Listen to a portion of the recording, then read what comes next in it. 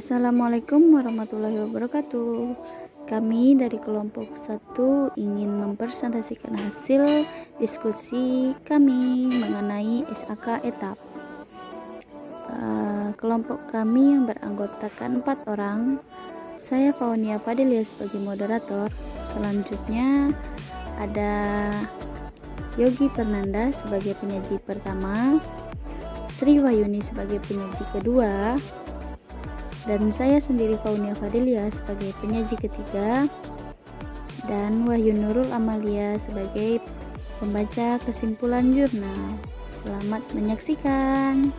Assalamualaikum warahmatullahi wabarakatuh. Baiklah, saya akan menjelaskan pengertian standar akuntansi keuangan entitas tanpa akuntabilitas publik. Standar akuntansi keuangan atau entitas tanpa akuntabilitas publik (SAK etap). Standar akuntansi keuangan untuk entitas tanpa akuntabilitas publik (SAK etap) dimaksud untuk digunakan oleh entitas tanpa akuntabilitas publik. Etap yaitu entitas yang tidak memiliki akuntabilitas publik signifikan dan penerbitkan laporan keuangan untuk tujuan umum.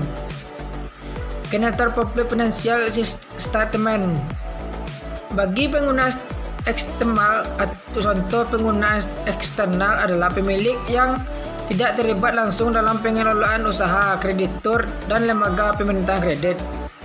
SAK etap bertujuan untuk menciptakan fleksibilitas dalam penerapannya dan diharapkan memberi kemudahan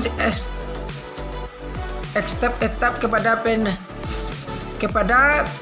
pendanaan dari perbankan.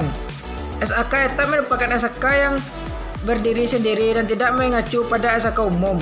Bagian besar menggunakan konsep biaya historis. Mengukur transaksi yang dilakukan oleh etap bentuk pengaturan yang lebih sederhana dalam hal perlakuan akuntansi dan loyalitas tidak berusaha selama beberapa tahun. SAK etap adalah standar akuntansi keuangan untuk entitas tanpa akuntabilitas publik. Artinya SAK etap diperuntukkan bagi entitas yang laporan keuangannya tidak akuntabel. Untuk publik secara luas, biasanya SAK etap diterapkan oleh usaha kecil dan menengah karena tidak memperjualbelikan sahamnya di pasar modal.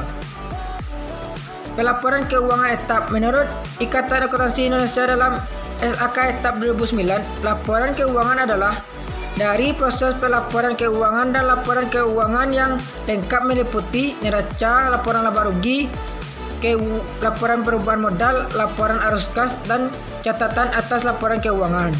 Yang pertama, neraca. Neraca merupakan bagian dari laporan keuangan suatu perusahaan yang dihasilkan pada suatu periode akuntansi yang menunjukkan posisi keuangan perusahaan pada akhir periode tersebut. Neraca minimal mencakup pos-pos berikut: kas dan setara kas, piutang usaha,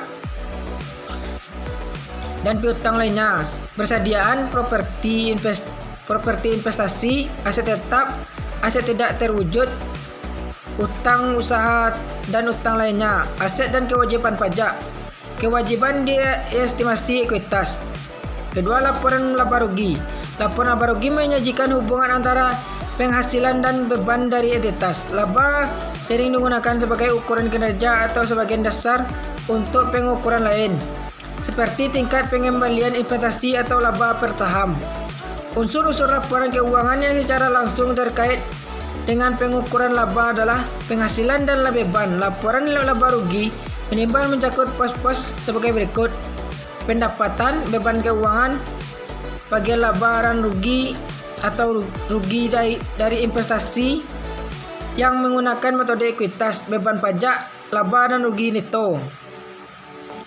3. Laporan perusahaan ekuitas. Laporan ini menunjukkan seluruh perusahaan dalam ekuitas untuk suatu periode, termasuk di dalam pos pendapatan dan beban yang diakui secara langsung. Dalam ekuitas ini, periode tersebut pengaruh perusahaan kebijakan akuntansi dan koreksi kesalahan yang diakui dalam periode tersebut. Perubahan ekuitas selain perubahan yang timbul dari akuntansi dengan pemilik dalam kapasitasnya sebagai pemilik termasuk jumlah investasi, perhitungan dividen dan distribusi lain ke pemilik ekuitas selama suatu periode. Laporan arus kas. Laporan arus kas menyajikan informasi perubahan histori atas kas yang setara kas entitas yang menunjukkan secara terpisah perusahaan yang terjadi selama satu periode dan aktivitas operasi, investasi dan pendapatan. Catatan atas laporan keuangan. Catatan atas laporan keuangan berisi informasi sebagai tambahan informasi yang disajikan dalam laporan keuangan. Catatan atas laporan keuangan memberikan penjelasan negatif atau rincian jumlah yang disajikan dalam laporan keuangan dan informasi pos-pos yang tidak memenuhi kriteria pengakuan dalam laporan keuangan. Sekian, terima kasih. Periode tersebut neraca minimal mencakup pos-pos berikut: kas dan setara kas, piutang usaha dan piutang lainnya, persediaan properti investasi, aset tetap, aset tidak terwujud, utang usaha dan utang lainnya, aset dan kewajiban pajak, kewajiban diestimasi ekuitas. Kedua, laporan laba rugi. Laporan laba rugi menyajikan hubungan antara penghasilan dan beban dari entitas. Laba sering digunakan sebagai ukuran kinerja atau sebagian dasar untuk pengukuran lain, seperti tingkat pengembalian investasi atau laba per saham. Unsur-unsur laporan keuangan yang secara langsung terkait dengan pengukuran laba adalah penghasilan dan beban. Laporan laba rugi minimal mencakup pos-pos sebagai berikut: pendapatan, beban keuangan, bagian laba dan rugi atau rugi dari investasi yang menggunakan metode ekuitas, beban pajak, laba dan rugi neto. 3. Laporan perusahaan ekuitas. Laporan ini menunjukkan seluruh perusahaan dalam ekuitas untuk suatu periode, termasuk di dalam pos pendapatan dan beban yang diakui secara langsung. Dalam ekuitas ini, periode tersebut pengakuan pengaruh perusahaan kebijakan akuntansi dan koreksi kesalahan yang diakui dalam periode tersebut. Perubahan ekuitas selain perubahan yang timbul dari akuntansi dengan pemilik dalam kapasitasnya sebagai pemilik termasuk jumlah investasi, perhitungan dividen dan distribusi lain ke pemilik ekuitas selama suatu periode. Laporan arus kas.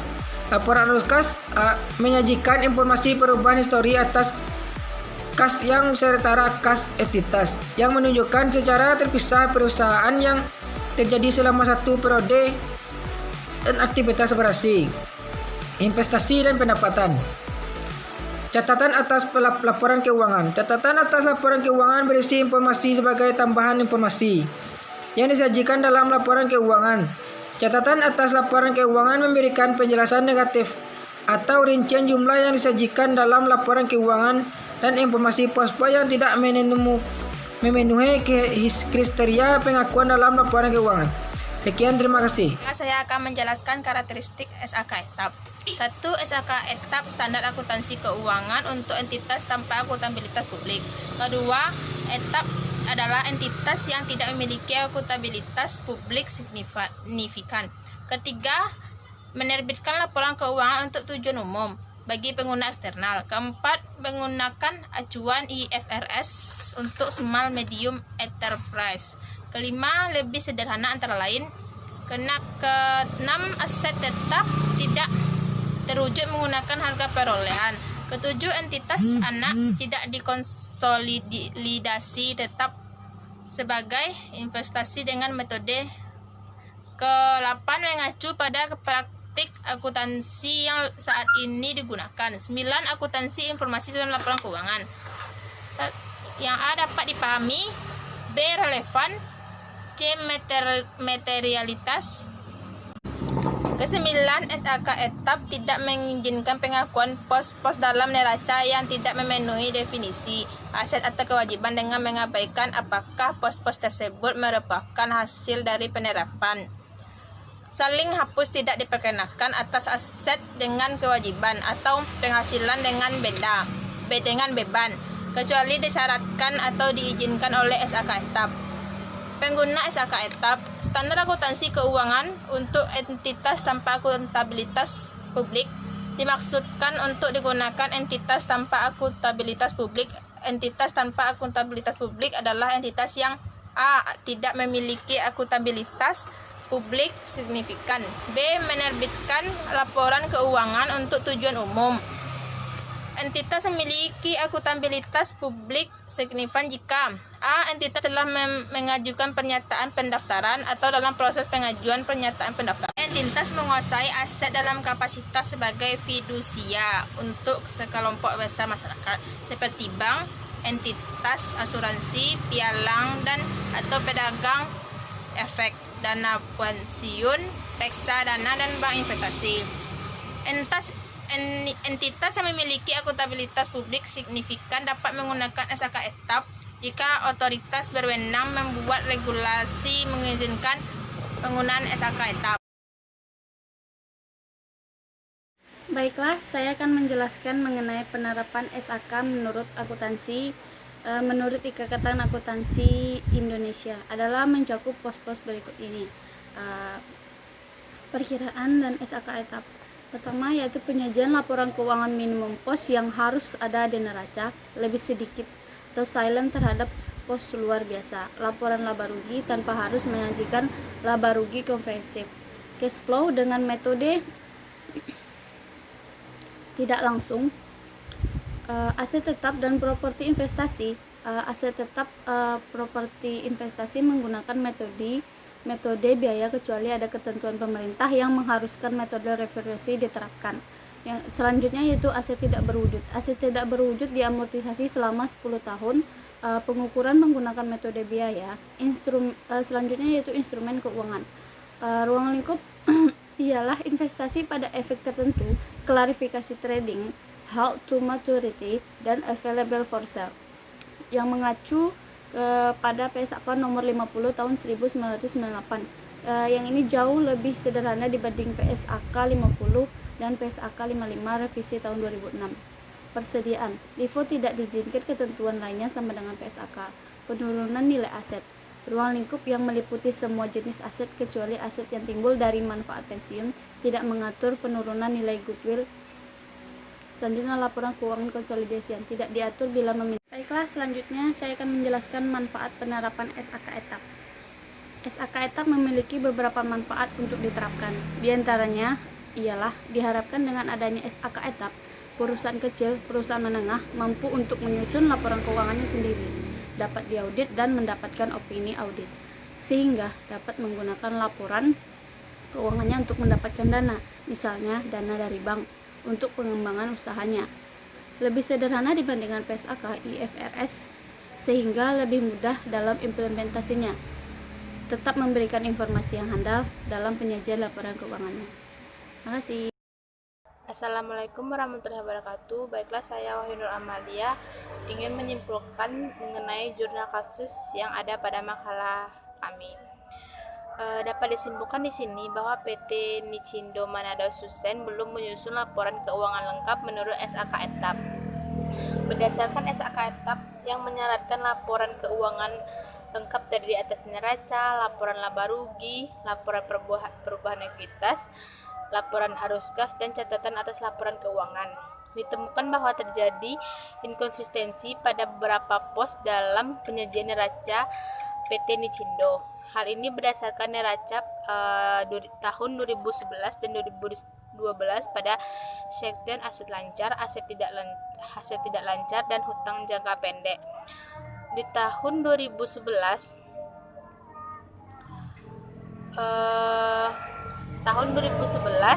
perusahaan mencantumkan pos PPh pasal 25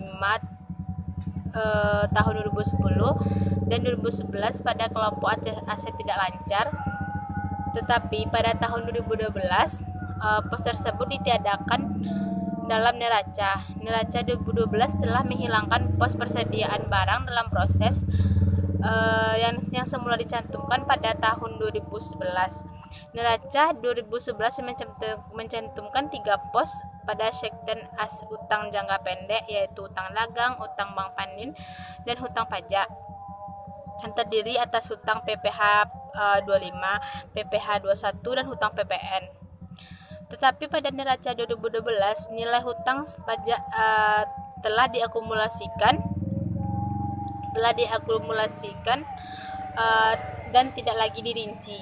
PT Nicindo belum sepenuhnya mematuhi SHK etap karena tidak ada pernyataan eksplisit dan secara penuh mengenai kepatuhan tersebut pada catatan atas laporan keuangan dan tidak adanya pengungkapan seluruh kebijakan akuntansi signifikan yang seharusnya tercantum pada catatan atas laporan keuangan.